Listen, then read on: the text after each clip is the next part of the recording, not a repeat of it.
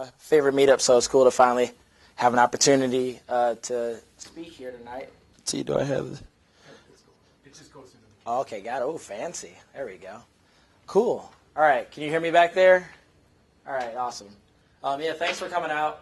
It's been like the first 24 to 36 hours of winter in Chicago, and so buses are on fire and lines are freezing, and so I'm very thankful that you came out tonight. Disclaimer, even though my title is How to Be Amazing, I am actually not amazing, but I do read a couple books and look at a couple YouTube videos on how to be amazing, so hopefully that will translate in this presentation. So they're like, oh crap, I came here thinking he was amazing and now he's not. And it's like, why didn't I stay at home? But all right, actually, before I start, one icebreaker that I see at a lot of meetups, since you all have different backgrounds in the crowd here, other meetups would kind of give announcements or things that they're trying to do or things that they're looking towards to do. So if any of you have like special opportunities coming up, whether you're looking for people, since that's a big goal of meetups is to find cool people to potentially work with, or if you're looking for a learning opportunity or something, a job opportunity, feel free to volunteer. So does anybody have anything that they want to? We can start at the top and go back. Hi everybody, my name is Felicia Smith. I am a Starterly graduate of the visual design class as of last year, and my company is Care Content. We do blogs for hospitals, and since last year we are now creating and managing blogs for 15 hospitals in 10 states, and we're hiring. So I'm looking for a visual content designer. It's a full-time paid position. If you have a good background in visual design and you're really interested in helping people understand complex medical information through design, please come and talk to me or visit our website, carecontent.com, carecontent.com. Sweet. All right, you can go. Hi, I'm Neal. I'm a UX designer at an edtech startup called Spark, and we're currently looking for engineers. So if you're passionate about developing for the educational space, then I know you can. Cool. Awesome. You can go in the back. Yep. Hi, I'm with a company that we do technology for the real estate industry, and we are looking to hire a Rails developer. So if you know Rails and systems and things like that, we are looking to hire somebody else. Cool. All right, you can go. Hello. I was hoping that you were going to say that you were looking for a job. I'm sorry, I think it's Kanisha. Kanisha, yeah. Anyway, I am the Director of Strategy, Creative Director at Palantir.net, an agency that creates amazing websites for clients in the higher ed and healthcare industries for the most part. I'm looking for project managers, engineers, designers, a bunch of people. All right. Palantir.net, if anybody's interested, I'd love to talk to you more. Cool. We have anybody over here? Oh, go for it. My name is Charles. I work at CIDD Meetup. We hand in hand with another IT company that does staffing. Been in 8 years, but our specialty at the offshoot is to provide staffing for startups that basically we could do barters or shares and stuff. So traditionally it's 20%, off the top. People are like, oh, we can't pay that. We don't have X, Y, Z. Well, basically, if we get to see the P&L, we can play, let's make a deal, and maybe we'll take an equity stake. So if it's equitable for everyone, we can find you the right people. Cool. Anyone else? Looking for positions? Looking for people to hire? Cool. Awesome. You're hired. Sweet. All right. I don't have to do this presentation. That was the whole goal.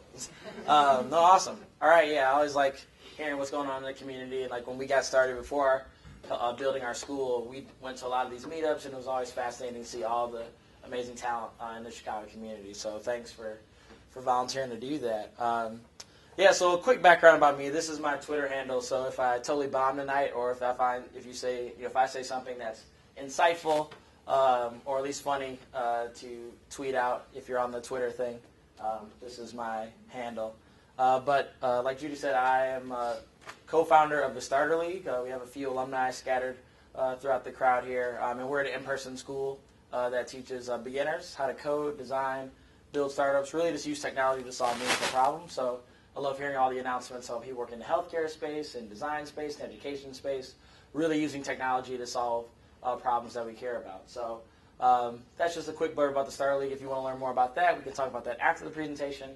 But Judy's request was to talk about something insightful, potentially motivational. She said that while she was in her intro, but she has not seen my slides, so she has no clue what this is going to be about. But I think it might be motivational a tad. So we'll get right into it. But yeah, I mean, this title, like I really kind of came up with it at the last minute, so I felt like trapped by the title. I'm like, crap, like it's time to start being amazing. Learn how to be amazing. I'm like, crap, I don't even know how to do that. Now I got to figure out in the next 2 weeks how to make this work.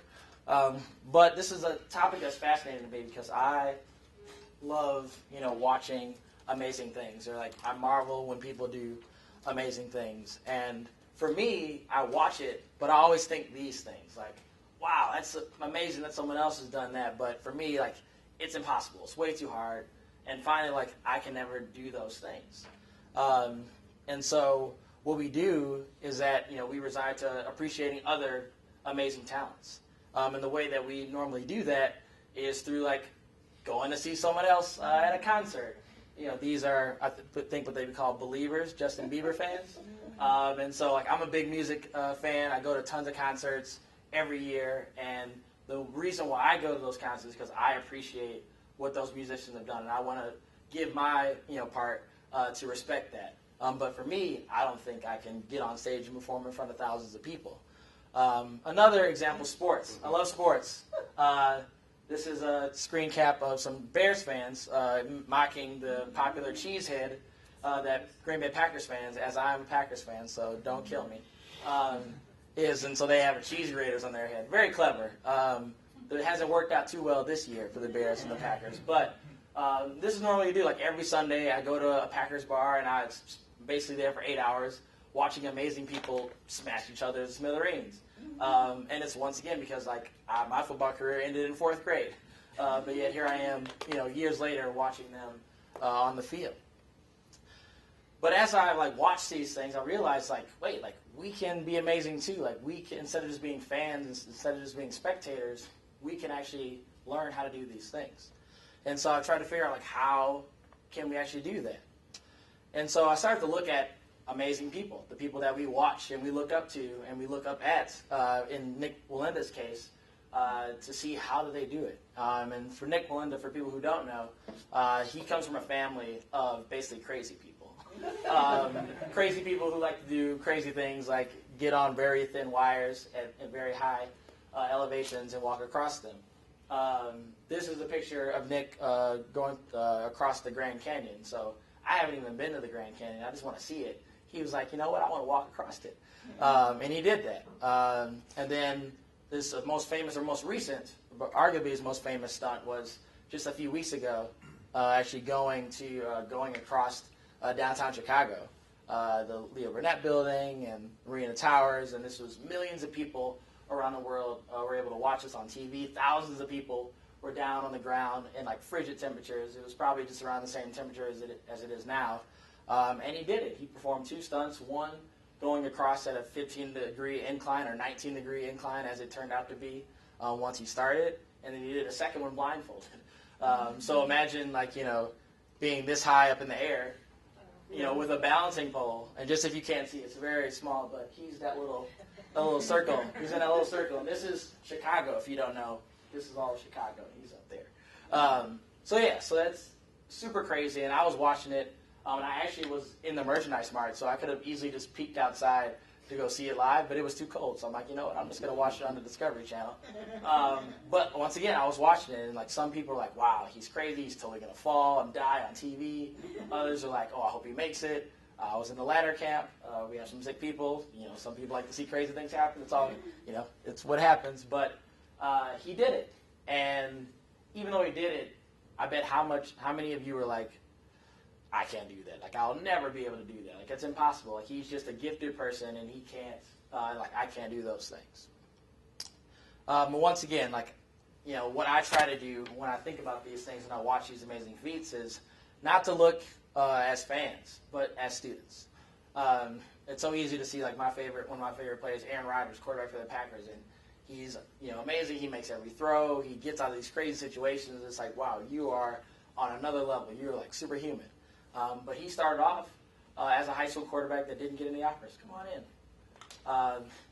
and he didn't get any offers to go to Division I program, and so he had to go to a junior college. And he had a big chip on his shoulder, and he worked really hard, and that's how he got to where he is today. He just didn't automatically go from high school to being a $200 million quarterback. But focusing back on Nick Walinda, like how does he do it? The secret is that he works at it. This wasn't something that, even though this was in his family, he just didn't go from being 2 years old to be like, okay, I can walk across Chicago. He had to put time in. There was an interview with him a week before he did the stunts here in Chicago, and they were asking him, like, how do you prepare for this? And he had very straightforward answers. He's like, I do cardio, and I do weightlifting. I focus on my core, because those are the main muscles that are being worked when I'm walking across this wire.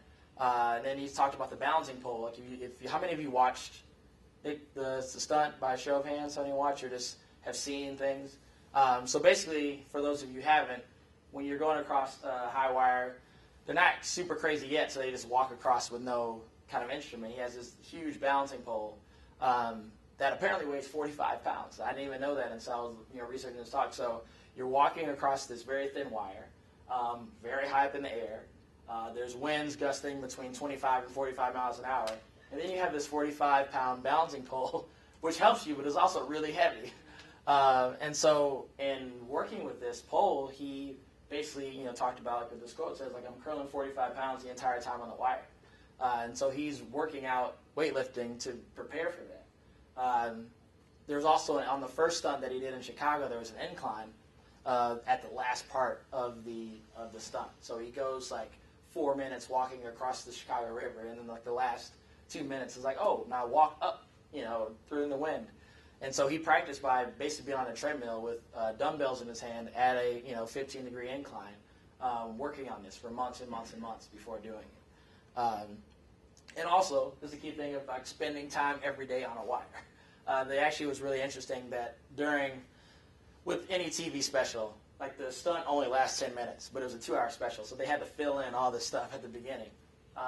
And one of the things that they filled in was just showing video of his practicing.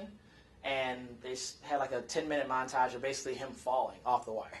And he would fall off the wire into like, McDonald's playground balls or whatever. So for practice, but it's not like he just got on the wire and just started walking and just like, oh, I got this. I don't need to practice. Like there were tons of times where he fell off. He lost his balance. He actually had his family members, his kids and his wife, like do all these crazy stunts. Like they would like be on his back, or they would try to like, push him off the wire and like do all these things so he'd be prepared for all those wind gusts that would come when he did the stunt.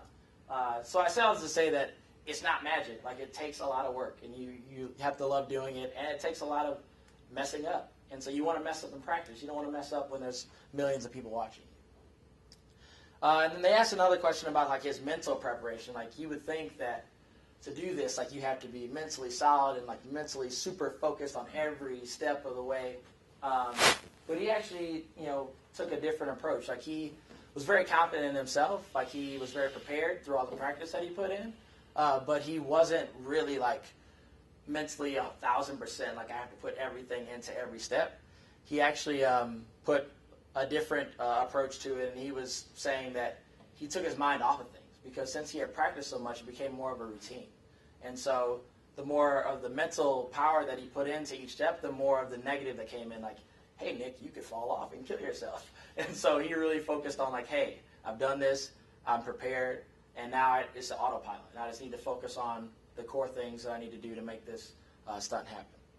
So the other guy, Michael Jordan, I'm guessing more of you know about Michael Jordan than Nick Walinda. You'll need to raise your hands, but I'm just going to go with that for the crowd. It was very hard to find one picture of Michael Jordan. I'm like, he has so many awesome pictures. He's like dunked and crossed over everybody in the world. Like, what's one picture that represents Michael Jordan? And for me, it's this picture. Some of you may know what it is, but it's Game 6, 1997 against the Jazz. The shot, his last shot as a Chicago Bull, and I think that represents what Michael Jordan is. I remember when I was like 6 or 7, 8 years old. My sister would sleep on the couch, and me and my mom were like watching this game, and like the Jazz were going to win this game. Like the Bulls played like crap the whole time, but Jordan makes a steal, goes down the court, crosses over Byron Russell. He pushes him, but he's Michael Jordan. Doesn't matter. He does it with grace, and so no one calls that. You're not going to call that. hits the shot. They win the championship. And when I was watching that, it's just like everyone in Chicago and everyone who was a Bulls fan just trusted Michael Jordan to do this. Like, it was just like, he is superhuman and he can make it happen. And he did. But obviously, if you know the Michael Jordan story, most of you know that he was cut from his high school basketball team. When he was, he was a really good player, but he was probably a little cocky and thought he was like, well, I'm going to be the greatest player of all time, so I'm going to make the high school basketball team. He probably wasn't thinking that, but he thought he was pretty good. And he didn't make it on the list. You know, if any of you have tried out for basketball teams or any kind of sport, you do these tryouts, and then there's a day where there's like a piece of paper on a wall, and everybody runs up to it to see if their name's on it or not. And so he did that and found that his name wasn't on it. And, he was talking about this. It's like, it was embarrassing not making that team. They posted the roster, and it was there for a very long, long time without my name on it. And when I read this, I thought back to my own personal experience. Like, I was pretty good in basketball when I was, in grade school. And I remember the 7th grade basketball tryouts, like, I was like one of the top 5 players in school. Like, I knew I was going to be on, like, me and my friends. We had this team that we had been on for 4 years. And it was just another, link in the chain. Like, we were going to be on the same team. We're going to be starting. It's going to be awesome. And so during tryouts, like, I was doing all this fancy stuff and, like, crossing people over and behind the back and just, like, being a fool. Because I'm in 7th grade. Like, I'm not supposed to be mature in 7th grade. And then it came to that same moment. Tryout roster or the basketball roster was posted. And I went there expecting to see my name on there, and it wasn't there. And what I did is I just decided to just, like, start crying and just, like, hate everything and not play basketball for a year. What Michael Jordan did was work his ass off. And so he was not only angry that he didn't make the team, but there was a guy that that made the team that he was better than. And so he was just like, I'm not gonna settle for that. Whereas little Mike was crying in the corner somewhere and lost his basketball skills forever. Where Michael Jordan actually kept working. And every time that he got tired of practicing, when he was like, I can't do any more today, it's not gonna work, he visualized that locker room with that list and without his name on it. And that was enough of a visualization for him to continue going and push. And from there, he eventually made the team. And then if you know the rest of the story, goes to North Carolina, wins the national championship, gets drafted really high, but not number 1 in the NBA. Sorry, Portland Trail Blazers and the Houston Rockets for messing that up. And was drafted to the Chicago Bulls, and the rest is history. And the key thing here, if you can't see all this quote, is that what I really loved about this story is that Jordan focused on becoming better at practicing than being better at basketball. That was the key thing that he really focused on, is that he wanted to be a great player. He wanted to perform in the game. But he knew during that year that he wasn't going to be on a team. He wanted to be the best practicer than anyone else. And this lasted from high school all the way throughout his professional career. Like, if you look at any YouTube videos, if you just type Michael Jordan practicing, you'll see him when he's 38, 39, even with the Wizards in his 40s. And every practice was like an NBA game. And so when he got into the NBA, like got into the actual game, he had seen everything there was to see, which is why he was a step above everyone else, because he didn't lay off during practice. He actually decided to, like, focus hardcore on practice, so he was prepared for everything that would be thrown at him in a game. Now this guy, some of you might not know, or a lot of you might not know, Ben Hogan. I don't know how many of you have golfed recreationally or have golfed in the past. I used to golf a lot when I was little. I wasn't really good at it because, once again, I wasn't mature and I was inconsistent and didn't practice well. And Ben Hogan kind of had a similar story, that he had a very troubling childhood. His father committed suicide at an early age. He was working at an early age. Like, he had a lot of external events happen in his life. And he actually dropped out of high school to go pro in golf in, like, 1930. He was just under 18 years old, about 2 months from his 18th birthday. And he went pro. He was good, and so he thought he could go pro and start being successful. And as you can imagine, for a 17-year-old professional of anything, it was a tad difficult. It took him 10 years to win his first tournament. And at that time, like, his golf is now a very, not expensive for, but you can make a lot of money playing golf. Like, there's friends of friends that I know who have only won, like, one tournament ever, but they still bring in over $1 million a year. So you can make a lot of money by being a professional golfer without actually winning a tournament. But back in 1930, that was not the case. So during this 10-year period, like, he went broke a number of times. He had to take side jobs and full-time jobs while also trying to be successful at golf. And so it wasn't, this great Hall of Fame story for the first 10 years of his career. And then once he finally got his first wins, then World War II happened, and so he took a turn. He served in the war, and then he came back, and then he got into a very bad car accident.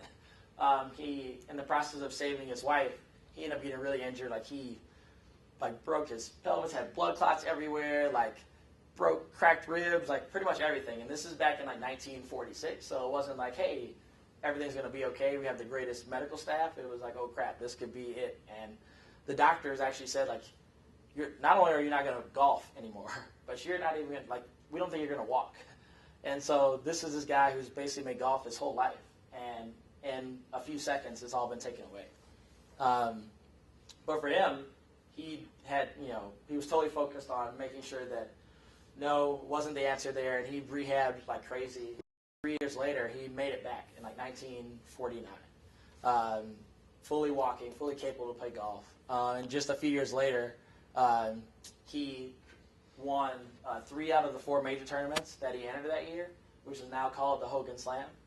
No one's been able to beat this feat. Only one other person's been able to do this 60 years after he did it. And so it's one of the greatest achievements, not only in golf, but in sports. Major tournaments are hard to win in any sport, let alone 3 in the same calendar year. And 4 years before then, he was in a hospital bed, not thinking he could walk. So once again, all this is amazing. This guy must be like a superhuman. It's like when we watch comics or superheroes, and some tragic thing happens, that they get struck by lightning or bit by a spider, and they turn into a superhero. Ben Hogan could share that same fate, but it wasn't. Ben Hogan was the master practicer. He loved going out on the range, pounding balls, literally just doing anything he could to get better at his craft. I mentioned the fact that he went 10 years without winning a tournament. It's actually because he wasn't that good. He had a really bad hook. If any of you have golfed, and if you're a right-handed golfer and you hit the ball to the right and it snaps to the left, that is called a hook. He had one of those, and for a long time he just wasn't good, and it was weighing just on his conscience that he wasn't going to be that good of a golfer. But he kept practicing, he kept learning how to get better, and eventually became one of the greatest golfers of all time. Okay, so you might be thinking wow, you just talked about 3 really great people, and so the main thing that I've come across is that you just have to practice a lot, and then you'll be great. Well, obviously that isn't the only thing. So I'm sorry if this isn't helping you yet, but I'm going to get more things into this. The main goal of that is to show that no one's superhuman. They just work at it. So a way to illustrate how to do more of this is a story about bowling. And you're why is he talking about bowling? That makes no sense. And if you can see this picture, you're not supposed to do this. The ball's supposed to be on the lane, not people. But yes, I'm going to talk about bowling because this is something that I've always loved to do, but I never was really good at it. Probably for the past 15 years. Before this year, I probably bowled maybe 10 times ever. And it's more of a fun thing. How many of you have bowled by a show of hands? All right, it's the #1 recreational sport. 80 million people do it a year. How many of you are good at bowling? Just by your own subjective standards, I think you're good at bowling. All right, we got 1.25 people in this room think they're okay at bowling, which is great. I was not one of those people. I was pretty bad, and I'm a competitive person. I've pretty much played every sport, and I love to win at the sports. And bowling was not one of those sports. So we'll take it back to February 1st of this year. There was a birthday party that I got invited to, and it was at a bowling alley. And I was like, "That's awesome! I love bowling birthday parties. It's my favorite thing in the world." So if for the future, if any of you have birthdays coming up and you want to go to a bowling alley, just invite me. I can give you my phone number and email for the details after. But it's really fun. And so I went there, okay, cool, this is gonna be great. And when I got out there, I got, my shoes and the bowling ball, whatever weight, 13 pounds, I'll be fine. And the way I normally bowled is that, it'd be okay. Like I might get like a 60 or a 75 if I was lucky. If all the stars aligned, I'd get over 100. But I'd also like hurt myself. Like my fingernail would get cracked, or like weird things would happen because I didn't know how to do it. But one of a friend of a friend who was there, I saw him at another lane, and he was like hooking the ball. So I don't know how many of you have been bowling and seen some like really cool or just really like intense bowler with like a glove and like special ball, and they're like super good form, and they're hooking it down the lane, and they feel really cool. He was kind of like that. He had this cool hook, and I was like, I want to learn how to do that. And so for the next 30 minutes, he was teaching me like the very amateur way to like hook a ball from right to left. And I figured it out. And so this is a picture of me, kind of it's very dark. But that was like probably the first time that I like hooked the ball. And it's very weird when you do it the first time. If you're a right-hander, you have to throw it out to the right side of the lane, and it's supposed to spin back towards the pins. And when I threw it out there, like I was like, that's totally going in the gutter. But like right before it was going to go in the gutter, it like started to spin back, and I was just like, ooh, it was like super cool. And like I was hooked quite literally from that point on. Yes, I have a little happy dance, and you can see my feet kind of jumping up in the air. But the key thing is this is very small, but there's still pins. Like this is the lane I threw it at, and there's still pins up. Like I didn't get a strike, but I was so excited that I got that move down that that's all that mattered. And that was a big turning point in just how I thought about learning things, is because once again, I'm a very competitive person, and I always like to win, even if it's like 2-1 in a game that's supposed to be like 30-29. Like if I have 2 and the other person has 1, I feel better. But for bowling, I focused on like, wow, I really want to get this process down, and that was the big thing. And so after that, well, it was about 2 weeks after that, I bowled for like 3 hours that day, and then like the next week and a half, like my whole body was sore. And I was like, I didn't even know I had muscles down there. Like, how could that be sore? But after I got over that, I just started going all the time. Like, I just was hooked. I wanted to learn how to get better. And one of the big things, like I mentioned, is that I focus more on the process of getting better at something over, like, the end result.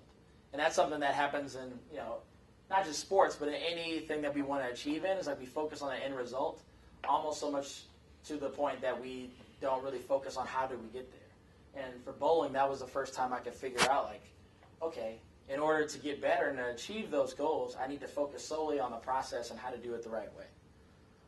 And so instead of focusing on, like, this visual of, like, the ball perfectly going on the lane, pins flying everywhere, me feeling awesome, I had to go through a lot of this, a ball and a gutter. That's something that we can all relate to if we bowled. We picture it going down the middle of the lane, and then we throw it to the left or the right, and it goes in the gutter like 2 feet down the lane, and you just have to watch it as it rolls and barely makes it into the pins to get back. I had to go through a lot of this because I didn't know how to do this. Like, it was really tough to do it, but I changed my mindset from, I'm going to get a lot of these gutter balls to get to that perfect throw so that I can figure out how to do it. And that's really tough for us because when we practice something and we try to learn something, we want to be good right away. Like, we get that instant feedback that we're good at something right away, then that gives us the motivation to be better instead of, you know, quite literally failing and being really bad at something, but learning from that failure to get better. And that brings some persistence. Like, I was going there, and sometimes I'd be there with other really good bowlers, and they're getting really high scores, and I would be like, I don't feel like I should be here, and I'd like throw it in the gutter and feel like ashamed. But I kept thinking about, like, I just want to get better. The only thing I want to focus on today is just getting a little bit better than I was yesterday. Another thing that I did is I actually tried to learn from people who were better than me. So once again, going back to like Nick Melinda, Michael Jordan, Ben Hogan, all these people are like the pinnacle of their areas. And they didn't start off being so great, but they learned from other people. And so I wanted to take that same approach for bowling. So for me, I didn't go to get lessons. I didn't want to pay a lot of money to get lessons per hour because I didn't feel like I was even close to that. So I went to YouTube, and I just watched like all these videos. And I don't know, how many of you have like looked on YouTube or have done video screencasts for something you've tried to learn by a show of hands? Like anything, sports or like coding or design or marketing or writing. Well, bowling is very interesting. Just for like a thing this weekend, if you want to do, just like look at like bowling videos, instructional videos. They are hilarious. Like 80% of them are like horribly edited. Like these guys are like, they know bowling, but they don't know how to make a video. So if any of you have businesses or freelance and making instructional videos, the bowling industry is a very potent market for you to capitalize on. Because really, like, this would be like an example of a video. Like, I'd go like, oh, like how to hook a ball or how to get more strikes. And this guy, it would be like a pro at a local bowling center, and just be like my name is Randy Johnson. I'm from Asheville, North Carolina, and like they literally just pause in the middle of the video, like, and like they would turn. Oh yeah, and this is how you hook a ball. I'm like, you can stop the camera, you can do it over, you can edit things.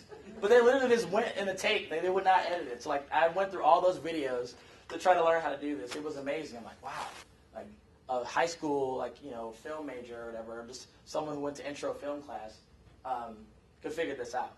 But there also were some good ones. And also watched, I don't know if you've ever like maybe watched TV and you've accidentally turned to bowling on TV. How many have ever seen like professional bowling on TV? All right. How many of you intended to see professional bowling on TV? Okay, good. Like you'll be watching like Sunday NFL Countdown, and like right at 12:01, you're gonna switch to the Bears game, and then like professional bowling comes on. You're like, oh shit, I gotta turn away from that. But for me, I love it. Like it was really exciting to watch all these professional bowlers, and this is really funny because it's like hard to make bowling super exciting if you're not into bowling. So like they have these funny like intros where like the bowlers will come out to like songs or whatever. It's like you're this random dude, like it's not as cool as like when a wrestler does it or, you know, when football does it, but they try. But it was really fascinating to see them and like how they approached the game and how they did it. And so I just took a deep dive when I wasn't bowling into like learning how to bowl and going on forums and message boards, really just trying to be a sponge. And so through focusing on the process, not the score, but the process and like really immersing myself in the education, what happened, the result was that I got better scores. This was about a few weeks after I started. And so like that first day, that birthday party, I think I might have got like a 120. But once again, like I bowled like 15 games, so I had to get one that was over 100. But I kept practicing, and then this is me at the top. And normally like where A is, and I won't say who A was, just to you know, shield her identity. She's a good sport. But this 68 was where I normally would be. And like in 2 weeks, I pretty much doubled, you know, over, you know, probably 60, 70% increase to get to 149. But then kept going back, kept doing it, and then you know, a week and a half later, the score is 183. And so I kept putting these together. And so if you don't know bowling scoring, I'm not going to go into all the details, but you want to get more of these X's and slashes than just numbers. The more strikes you get, the better the multiplier is. But if you get these open frames, like if you don't get a spare, which is a slash, or a strike, which is the X, then it kind of kills your score. And so even though I was getting these higher scores, I was noticing, like, I said focused on, crap, I could have got a spare there. Crap, I could have got a spare there. Crap, I could have got a strike there.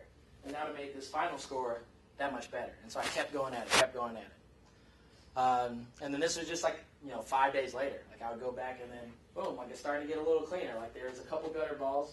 It's like I got a strike in the first frame, spray in the second frame, strike in the third frame. I'm like, oh yeah, I'm the shit, I'm cool. Go to the fourth, gutter, boom. And it's like, oh, down to earth, Mike. And so that was great. Instead of me just like giving up, I'm like, all right. And I basically threw a strike for the next ball to get out there. So all this was just a process of learning. I just kept documenting it, and I kept having this hunger and this passion to get a lot better at it.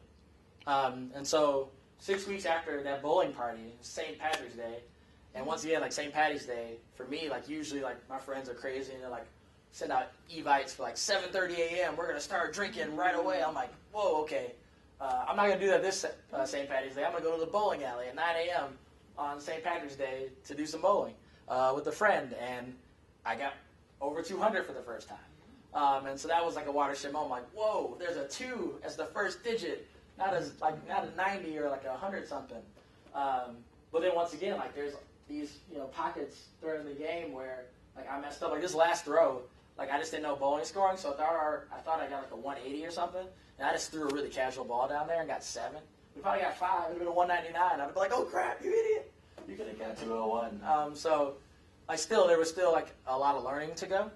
And so at this point, like I got 201. I'm like, wow, this is awesome. Like I didn't think I would progress this fast, but I still wanted to get better. And so I didn't have any kind of like tools or like any kind of like bowling things. Like I watched all these professional bowlers, like, you know, and all these amateurs come up with these big bags and their fancy shoes and like all these accessories. And so I'm like, well, if I want to be really good at bowling, I have to get these tools. I have to get awesome like they are.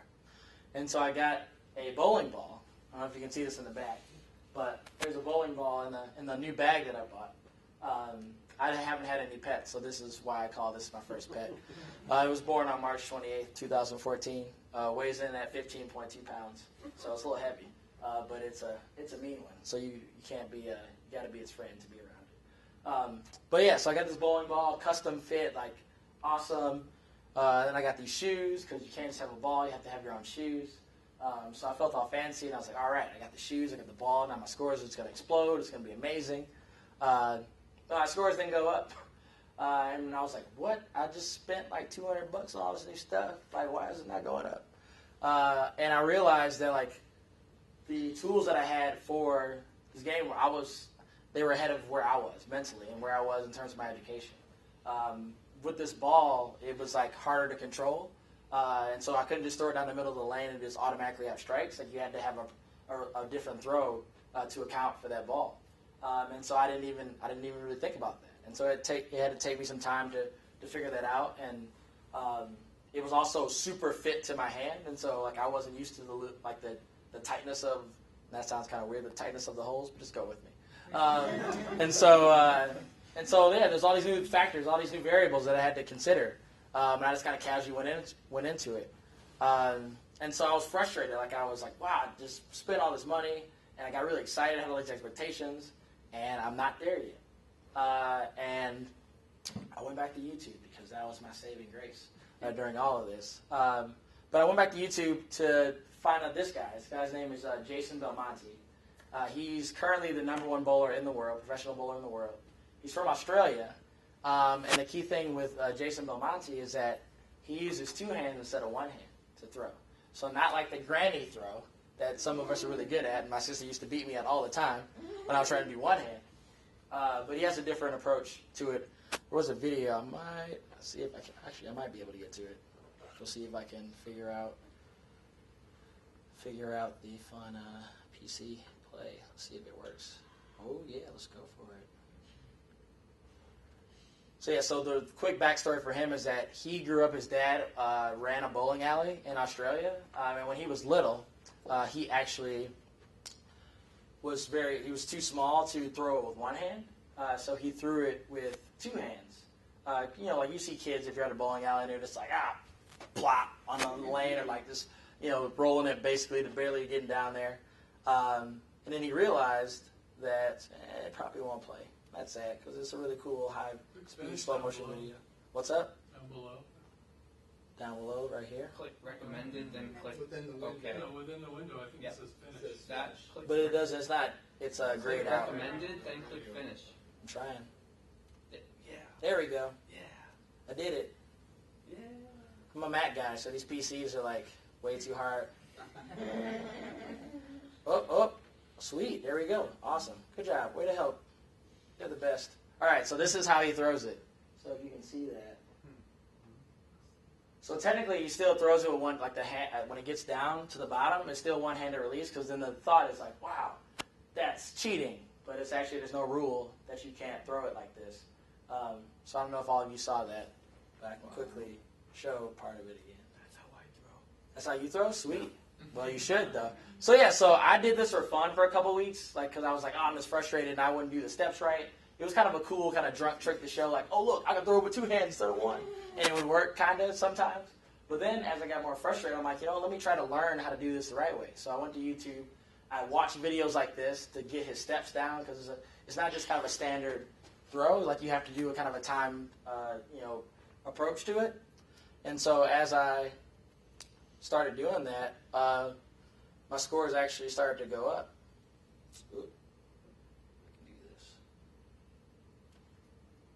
So yeah, so it's very weird. And imagine you being one of the only people at a bowling alley doing that throw. So you get in there and everybody's just like kind of throwing it normally, and then you get up there and you just do like this throw kind of thing, and then it's like, what is wrong with you? But I was getting strikes. I was getting higher scores. And so this is actually a picture of me doing this throw. It's a little blurry, but I wanted to show proof that I actually do this throw.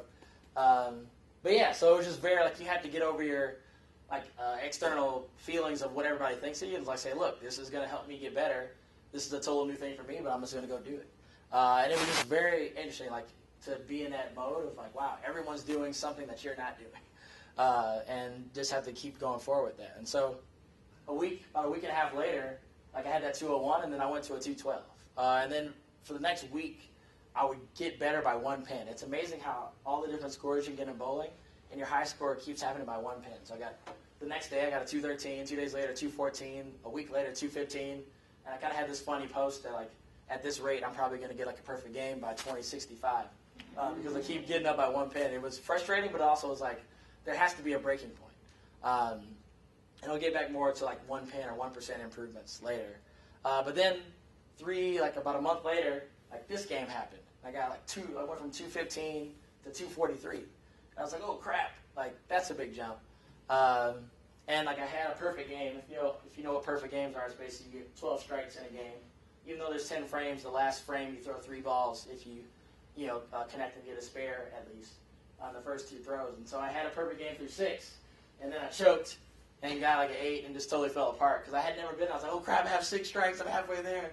And then that was relayed on the lane when I just totally pulled it. I'm like, okay, no more perfect game. But still, like there was a positive thing there, and I took that small win. 2 weeks later, this is me at the top, 255. So it's a different way, but pretty much a total clean game there. And so I was getting there. And I'm like, all right, 255. I'm getting way up in the nosebleed section now. We'll see like if I can get any better than this. Like this was great already. This is only 4 months into like bowling, totally. But then a week later, the perfect game came, and I was very sick that morning. I was actually sick that whole week. We were doing a lot of programs for our school. We were teaching high school kids how to code and build startups, and I was also trying to do a lot of admissions work for our school to get more students. I had just come from like 2 different like trips to like a wedding and a tech conference, and like I was sleeping like 2 hours a night. So I was very tired, doing a lot of work. And I got like my first summer cold ever. How many of you have gotten like a summer cold? Yeah, it's like the worst. I was like, how is that even possible? It's like, like a typhoon hit Chicago or something. It makes no sense. So I'm like, oh my God, I'm just cold. I can't. And so Friday night I said, okay, I'm just going to sleep like 7 p.m. Because I normally bowl on the weekends, like Saturday, Sunday mornings. It's like $2 a game, my favorite bowling alley. And I was like, I could either do stuff on Friday night while being sick, or I could go to sleep and bowl the next morning. And so my priority was like, all right, Mike, you want to go bowling the next morning. And so I went to sleep for like 9 hours, which is more sleep I hadn't had in like 4 days. Woke up, felt better, but as I was taking a like lift to the bowling alley at 8:50 in the morning, I was like reevaluating my life. Like, Mike, what are you doing right now? Like, you feel like shit, and you're going to a bowling alley on a Saturday morning while everyone else is asleep. You have issues. So I got there, and I'm like, all right, I'm here. I feel a little better. First game, I threw like a 130, and I'm like, oh crap, this isn't good. But the first game is the bad game. I always get better after that. Second game, 121. I'm like, okay, this is not good. But then a turning point happened.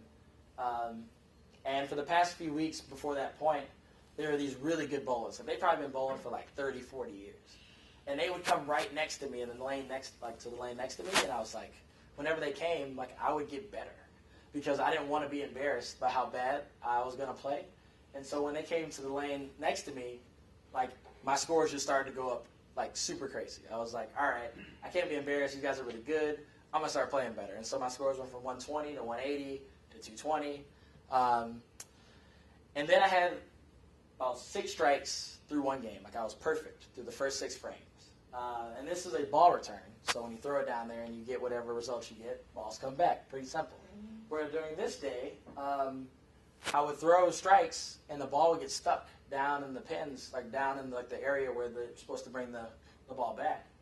And earlier that day, I had 4 strikes to start a game. The ball got stuck, and I kind of lost my mental concentration. And like the next throw, totally messed up and lost the perfect game. 30 minutes later, I had 6 strikes to start. Ball gets stuck. So now I'm like, oh crap. Here we go again. And like it was the same kind of process. Like, oh, I'm going to lose it. I've lost my concentration, and it's like I'm going to mess up the perfect game again. But the second time, I was like, no. Like, you need to get through this. You know how to throw strikes. You've thrown 6 already. Don't let this incident mess up your game. And I just made this up like 30 minutes before I got here. It's like, champions don't make excuses. I feel like someone said that before. But I was like, this is an excuse. Like, I'm blaming the ball return for what could be an epic game. Like, get over yourself. And I thought about, going through my research in Nick Melinda is that, trying to keep my mind off of it because our minds tend to be the negative part. So like I kept focusing on, crap, this ball return, my ball's stuck, I'm out of my rhythm, I'm not going to remember how to throw a strike. But I remember, like, I know how to do this. Like, I have the physical ability. Like, I've simulated this task. I've practiced for the last 4 months. Like, these are the same lanes. Nothing changes. It hasn't turned into a roller coaster. It's the same throw. Get over it and figure it out. And it's not about letting my mind try to confuse or to tell me that I can't do it. And so during that time of waiting, I was like, all right, Mike, you're going to own this next throw when you get the ball back and do it.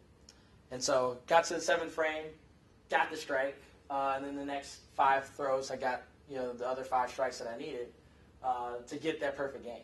And so it was pretty crazy because like right after the 8th frame, so I have about 4 throws left.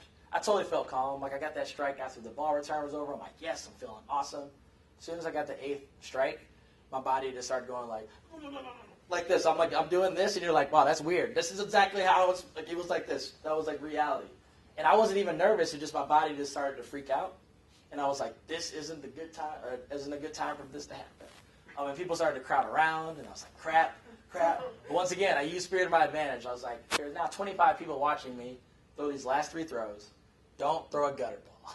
Like just throw it down the lane, and if one pin is standing, and it's like, oh, you got so close, but don't throw a damn gutter ball." And the pins were very merciful that day, and I got the perfect game. But the funny thing is, it's like what I started off with this presentation with is that Nick Melinda, Michael Jordan, Ben Hogan, all these amazing people.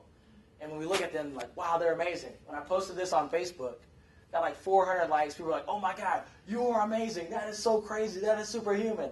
And I'm just like, no. Like, I've worked my ass off over 5 months to try to get to this point. And like, we go into the same pattern of like, I have now elevated to this thing where I'm displaying to all of you of like how bad I was and how much I had to learn to do that. And so it's the same pattern. It's like when someone does something amazing, instead of being like, wow, you put the right effort into that, you learned, from failure, you did the right things, it's you have stepped into this other plane of being, and I can never do that.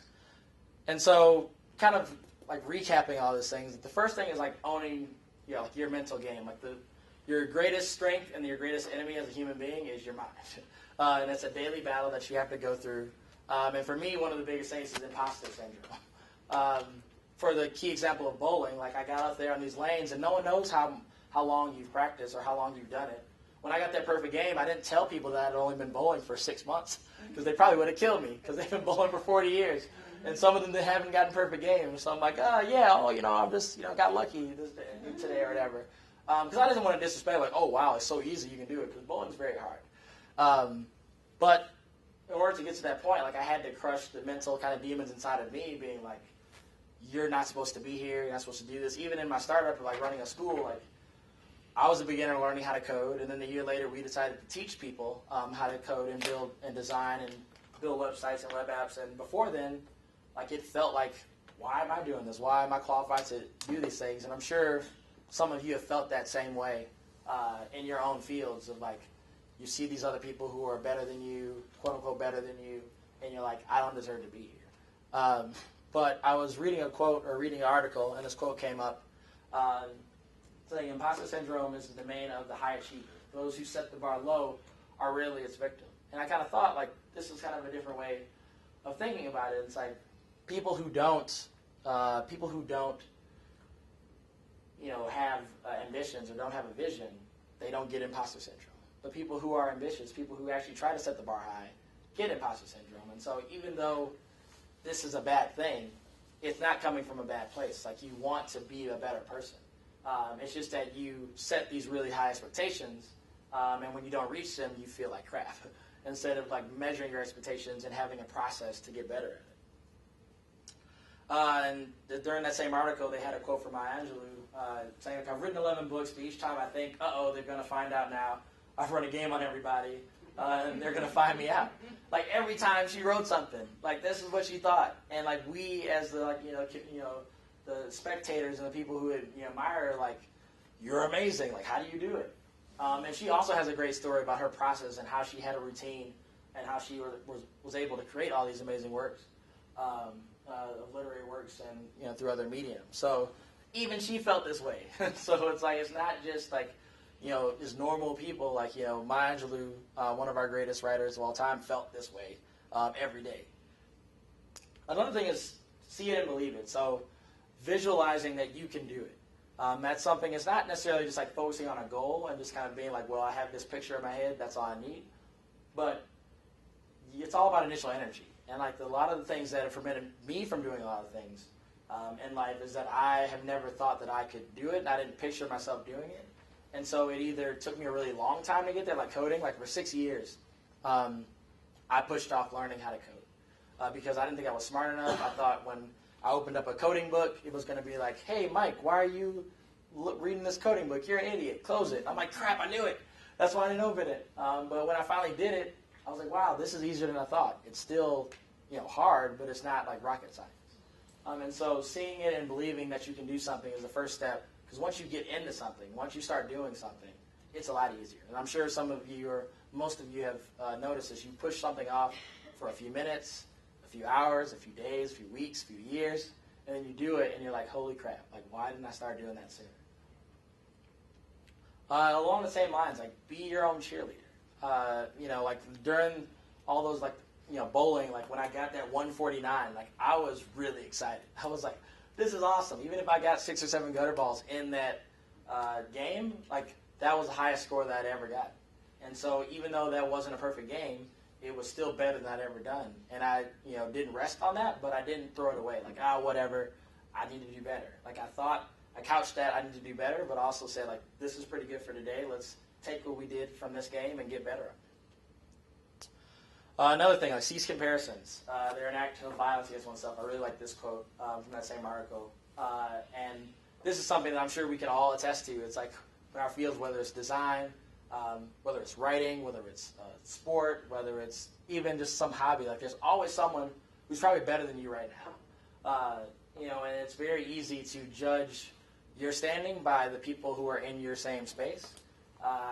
And it's very poisonous. And it's something that I think that I still do, and I still try to have to check myself, like, wait, Mike, don't do that. And I'm sure it's something that we all do to some degree or not. And it's very dangerous. Like when I was out there bowling, like once again, I'm playing next to people who are who've been bowling for decades, and they're going to be better than me. They've been doing this for a long time. I've been doing this for a few months, and so I can't compare myself to them. I only can compare myself to what I've done before and what I've learned before. And so that helped me kind of get out of my own head and just see what happened. And this is another good quote from that article. Is when you refuse to let your doubts dictate your choices, you open new doors of opportunity and discover just how much you can really do. And this is something that I've realized over the past 4 years of learning how to code and helping start a company and getting a perfect game in bowling and doing all these other things from just hobbies to my full-time job is that when you do risky things, like those are like the keys that unlock the opportunity in yourself. And it's okay to not want to become the next Facebook or to do whatever in your industry, like to do the biggest achievement you can or to be even past that. Like you don't have to be that ambitious, but we all have things that we can do that we constantly say we can't do. And just imagine if like between now and the new year, like if you decided to do one thing that you have been fearful of and just try to go on that journey, and 6 weeks from that decision, see how far you are. Like in 6 weeks, I was able to go from being really crappy at bowling to getting my own bowling ball, shoes, accessories, locker, score up by 100.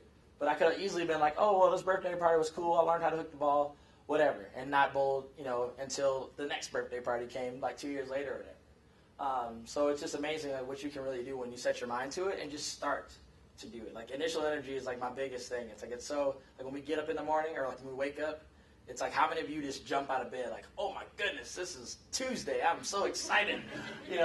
I don't do that. But when you get up and when you're up and you're moving around 10 to 15 minutes into it, you're like, wow, I feel pretty good. But that first second, like your bed is the most comfortable thing ever, and it's like never let me go. And your bed's like, don't leave, come on. But once you get up, you feel good. So like getting that initial catalyst to get out is one of the most important things. This is one of the biggest things. Like this has been my new learning like drug over the past like 6 months. I read this book. If I was connected to the internet when I was doing this presentation, I would have pulled the cover down. But it's a book called, I think it was called Mindset. So Carol Dweck is the author. So definitely, if you haven't read this book, write it down. Mindset, Carol Dweck. I believe she's a Stanford professor. But basically, she talks about two things. And if you don't remember that, just remember these two things: growth mindset over the fixed mindset. So what does that mean? So the fixed mindset, I guess the best way, I like to tell stories if you haven't noticed. I've told like 7 already in this. But how many of you like took like a foreign language in high school or junior high? All right, so pretty much everybody. It's like a requirement, like, oh, take a foreign language. And so I did Spanish. In 8th grade was the first year in Spanish, and that's when Spanish was cool. I was like, you just wanted to know the cool things. Like when I was in 8th grade, the Budweiser commercials that come out, like the 2000 ones, like, hey, what's up? What, like those Super Bowl commercials. I don't know if anybody remembers that, but that was like the biggest thing in my 8th grade life. And so the first day of Spanish class, me and my friends run in, like, hey, professor, like, how do we say what's up in Spanish? He's like, ¿qué pasa? So we're like, ¿qué pasa? And that's all we did for 8th grade, was just do dumb stuff like that. So I was like, oh, Spanish is easy. Look at it. I've already started learning things. But the next year, Spanish got a little harder. And I didn't put the same work in. And so once like the professor would give, like, oh, learn this, and I didn't get it, my immediate thing was like, oh, I'm not naturally gifted at this anymore, so I can't learn Spanish. And so I just basically kind of started coasting through Spanish just to get a grade, just to be good enough at it. Instead of being the growth mindset is like, I mean, I know it now, but I'll figure it out. And that's the difference between a growth mindset and a fixed mindset. Like how many, you don't have to, by a show of hands, but how many of you have gone into something and you didn't get it initially, and you're like, well, that's it for me, and I'm move on to something else, versus like, no, I really want to learn this. I don't care if I feel stupid right now, I'm going to figure it out. And it's as simple as that. But like that, maybe when I read this and like, really got these concepts, it totally transformed how I thought about education. Like that's been my whole life. It's like going into class and hoping that I know enough of it just so the other students don't think I'm stupid. Like that's education in America. And it's just like, this just totally blew my mind, is that like when you sign up for a class, you don't know the subject. That's why you're signing up for the class. But yet when we get in the class, we feel like we need to know everything. But we don't know anything. That's why we're going to class. Like it's the weirdest, like, oh man, it's just a cluster tornado in my head. And so this has kind of transformed how I thought about things. So like the same thing with bowling, just to couch in the story I used before, is that I didn't know a lot about how to properly throw a bowling ball, but I wanted to figure it out. And the desire for me to figure it out led me through those crazy YouTube videos of North Carolina pro shop people to figure it out, because I didn't care how I was going to find it out. I just wanted to figure it out. I wanted to know. Versus being like, oh, I'm not good at bowling. Like there's so many people that I see like throw a ball in the gutter and they're like, I'm just not good. I'm like, no, you just don't know the right way to do it. So yeah, that works for every industry. The second thing is practice. Like, those examples, Ben Hogan, Nick Willenda, Michael Jordan, like practicing. And not just, just practicing hard. And this is, the key thing is like giving your best, not being the best. Like when you start something, you're not the best at it because you're starting. Something that I use in our school is that a lot of people come into our classes, whether it's coding or design, and there are people at different parts of the spectrum. Like they're like, if this was a line, from start to finish, there's some people who are like right here. There's a lot of people who are right here, and the people who are like way at like the beginning feel like they're not as smart as someone who's over here. But all that's happened is that they just haven't had as much experience as this person here. And so what we do at our schools, we actually pair those people up, those different learning experiences up, and say, hey, like person who's at 50%, help the person who's at 5%, because there's going to be a time where that person who's at 5% is going to be at 75%, and you might be at 60. And because you helped them when they were just starting, they're going to they're going to pay it forward. They're going to give back and help you out. And so that's the same thing here. Like give your best instead of trying to be the best. When people automatically try to be the best and they're not, then they get disillusioned and they don't work on it. And so that's what I tried to focus on when I was learning how to bowl better. And it's not just about working hard. It's about working smart. And that's something that I've had to learn. Like, it's in our culture, it's very, especially startups. If any of you are in startups or doing your own startups, like they praise people who work hard. Like, oh, I only sleep 1 hour a night, and I work super hard, and I'm just busy. When you talk to everybody, like, oh, I'm so busy. And everybody just loves it. And you can tell by my tone of voice that I effing hate it. Because I'm one of those people. Like in college, I didn't sleep, and I wore it like a badge. Like, I only slept 3 hours, or I stayed up for 57 hours in a row. That's stupid. Sleep is awesome. It's just so stupid. And what I've learned is that like you can actually work smart and work for 30 or 40% of the time and be more effective at what you're doing instead of working for 17 hours in a day and really just be checking Facebook for 4 hours or really just be checking your email for 6 hours and not getting any quality work done.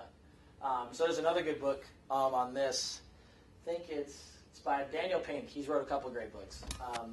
One is Drive. There's another book where really he focuses a quote from a great programmer, Kathy Sierra, saying, deliberate practice is when you work on a skill that requires 1 to 3 practice sessions to master. And really, she's getting at is that you focus on one part, a small part. And if it's too complex to master, that means you need to break it down even further. So for me with bowling, like I would focus on like my elbow position, like when I took the ball back. Like if I was chicken winging it out, that's why I would throw it to the left and it'd be a gutter ball. But if I focus on keeping my elbow straight back through the back swing and straight through the follow through, it'd be straight down the line. And so once I got the elbow position down and I did that enough that I didn't have to think about it, then I noticed something else. So if like my feet were out of position, I'm like, all right, next time you go up there, make sure your left foot is more to the right when you throw the ball instead of to the left. And I would focus on that, so I got that down. So then the results of all that deliberate practice is that when I was in that 300 game, when my body was like, oh my God, Mike, you're going to do a 300, I couldn't think, like, how do I throw the ball right? I was like, just get up there and throw it. And I literally couldn't think, and I just did it, and it worked out because I had gone through all that practice and figured out how to do it. And so whatever you're trying to practice or get better in, focus on the smallest, like break it down to the smallest component and get better at that. And until you can get that down to just like a perfect rhythm, then you move to the next thing. And so, yeah, for like bowling, normally, like if you bowl, like how many of you just like look at the pins? Like, all right, I see the pins down there, I'm going to throw it. Just going to look down there. That's what I did for the longest time. But instead, I focused on these arrows. How many of you have noticed these arrows when you're bowling? All right, like I mean, you see them, but when you're up there, you don't really like know them. And like, oh wait, I'm supposed to just look down here, but look at all this lane. What if I don't focus on looking at that? The ball's not going to make it to where it needs to go. But for me, since I'm a right-handed person, I hook from the right to the left. I focus on the ball just hitting this line. And if it hit this line, I trusted that my throw would make it and curve and hit the pins where it needed to hit. So that's what I focused on, and that helped me make my scores go higher instead of being like, well, I got to hit those pins, so I just need to look at the pins. There's paths that you can take to help you increase your scores. So yeah, that's what I said. Like once you master this behavior, like, you can move on to the next thing. Another thing, 1% improvement, almost done here, is that when I got the 212, and I got the 213, and 214, and 215, and 217, like I was getting better, but I felt like, crap, man, I'm getting better, but this is going to take a long time to get really good. But usually when you do like 1% improvements, crazy things, like crazy jumps happen. As for another example, this guy, Dave Brailsford, he had a task to take over the British cycling team, and at the time that he took over, no British cyclist had won the Tour de France. Again, never done it. And this is one of the most storied bicycle or cycling races of all time. Like thousands of miles up all these crazy mountains, like pretty much every day, really grueling.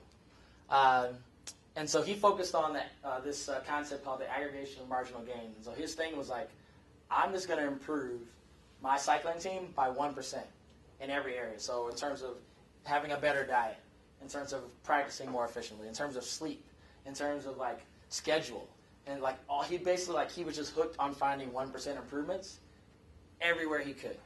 And so his belief is that if you improved every area related to cycling by just 1%, then those gains would add up to remarkable improvement. And his goal was to win the Tour de France in 5 years, which was still incredible because they had never won before. Like it's been around for a very long time. And he won it in 3 years. And so like the most famous cycling tournament. And then they went to the Olympics and basically won like 85% of all cycling medals that you could win, gold medals that you could win. It's because he focused on these 1% improvements. So final thoughts are, don't focus on failure. Focus on learning instead. Like especially in startups, especially in just any kind of major field, design, education, healthcare. It's very easy to focus on or to think of things as failure. And for me, like I hate the failure crowd and the failure kind of like, theory of things, especially in startups, is because you're literally like doing something that has not existed before. So like, how are you failing? Like Thomas Edison, when you just, discovered the invention for the light bulb, like he didn't say, like they asked him like, oh, well, what did you learn from failing? He's like, I didn't fail in making the light bulb. Like I found 10,000 ways it didn't work. It's like, and so like just that switch of thinking, I just love that, because like if there's no concept of a light bulb, how can you fail at it? No one's done it before. You're just learning, like you're trying to do this thing, you're experimenting. Like a scientist doesn't, like a failed experiment is not failure. It's just showing that that's not how you do it.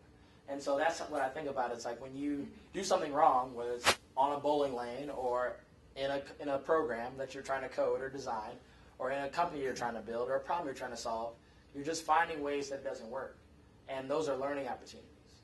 Failure is when you have all things lined up and you know how to execute and you don't do it because of something personal, or like you get the wrong priorities. Like that's failure to me. Find an LBA buddy. And I just made this up like 2 hours ago. So let's be amazing, buddy. Don't do it alone. For me, for bowling, it's kind of hard to get my friends to bowl at 9 a.m. on a Saturday. So actually, those people that had bowled for 20 to 30 years and I befriended them, and I started to learn from them. And it was cool. Like it was just so cool. Like I was basically friends with like a bunch of 70-year-olds bowling. But I learned so much. Like I would watch them bowl and see how they did it. And that's when I realized, like, hey, I need a ball. Like, where do I go find a ball? And they gave me recommendations for a pro shop. I'd go there and I asked the pro who's got like 50 legal like perfect games and tournaments, and he helped me. And so whatever field you're trying to get into, whatever field you're trying to get better at, have someone else around you that can help you improve, because that really accelerates your growth. And once again, like, let's not look at superstars from just a fan perspective. Like, be a student as well. They started from very humble beginnings, most of them. Some of them, like, worse off than you in terms of talent, where they were when they started, or just other external circumstances. And that's always a great story when we look at athletes, or look at musicians, or look at artists, or look at writers, and say like, wow, they came from this humble beginning, but yet in that same thought, we don't think that we can do that too. And you should use them as a path to get better, instead of just being like, wow, they're really cool, I'll never be like that. Because once again, superstars are not superhuman. They're super open to learning, and they're super dedicated to their craft. Once again, growth mindset over fixed mindset. Like, really big on this. Like, read the book, or just go online and say growth mindset, fixed mindset. It literally transformed how I think about things. And if you've already been on this mindset, then you're going to be awesome, and you should be up here talking instead of me. But this is a big thing. Like, we're born to learn new things, not to have them in our heads immediately. Like, that's what everything is about. And so if you have a growth mindset, you'll be open to learning those new things instead of thinking that I just need to know this right now. Once again, working smart over working hard. It'd be great in the next 5 to 10 years to kill the busy culture, like it's starting to get chipped away at. But working smart, I'm definitely in favor of that over working hard. And process over outcome. Have a goal, but don't let that goal be the blinding headlights to not get the process down. Because when everything else fails and you're having a bad day in terms of outcomes, focus on your process. Fall back on your process, and that'll lead you into the right direction. And once again, 1% improvements lead to major improvements. So even if you're getting incrementally better at something, that is a good thing. That is something to be your own cheerleader about, something to hang your hat on for one day and say, hey, this will be better, because you will have that breakthrough. Like if you keep making a small chip, a 1% chip at something, that next hit will explode and you'll have a great outcome. So don't be ashamed or down on 1% improvements. So yeah, so that's all I have for tonight. If you want to reach out to me after this talk, it's just mike@starterleague.com. If you want to learn more about our school, we're accepting students for our winter January programs for coding. So you can just go to starterleague.com. And if you are on Twitter and like to tweet at people and things, then I'm Michael McGee. So thank you so much for your time.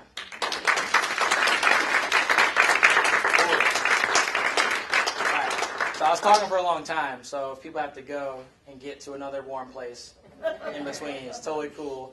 You won't hurt my feelings. Now that you bowled the perfect game, what next? Yes. Oh, all right. So, yeah, questions. Well, actually, there's more things in bowling. So after I got a perfect game, that used to be the biggest pinnacle in bowling. It's the perfect game, but as bowling ball technology and bowling technology, I know it's weird to utter that, it's easier to get a perfect game. It's still hard, but it's easier. And so like I went online, I'm like, is this the biggest thing? And of course people are like, oh, no, it's not the biggest thing anymore. Like, it's not that cool. And then those people normally weren't the ones with perfect games, so I thought that was kind of interesting. But there is something else. Like the key thing, the pinnacle besides being a pro bowler is being in league bowling, which is actually what's going on tonight.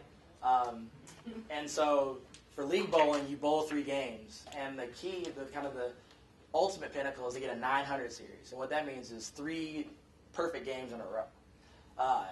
And so that shows, the reason why people say that's better is because that shows consistency over a longer period of time. Because people can get lucky and get perfect games.